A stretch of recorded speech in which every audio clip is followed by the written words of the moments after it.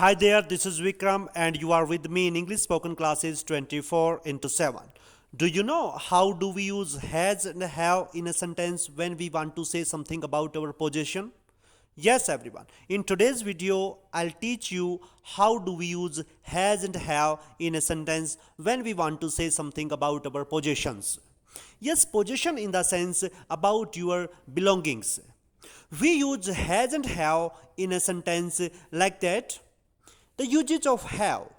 We use have with I, we, you, they and plurals. If the sentence starts with the subject I, we, you, they and plurals, we use have. I would like to give some examples here. I have a new bag. We have a meeting.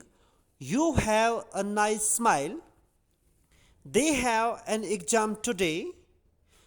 The students have to study hard for their exams. In all these sentences, there is a present sense of time.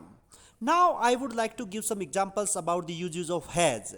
We use has with he, she, it and singular nouns. Examples: he has a big house. She has beautiful long hairs. It has been raining all day. Andrew has a blue car.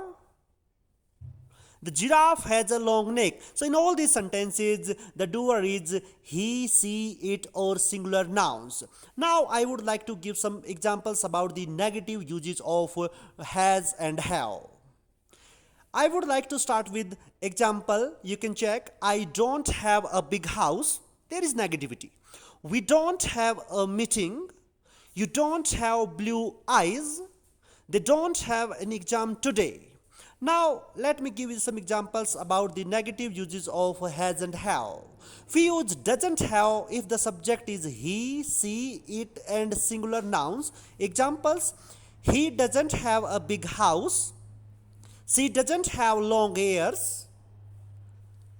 Andy doesn't have a red car. Lena doesn't have any kids. So in all these sentences you can see there is a sound of the.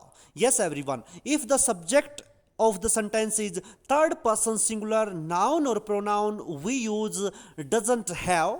If the subject is I, we, you, they and plurals, we use don't have. So I hope you are enjoying the classes with me. Thank you so much.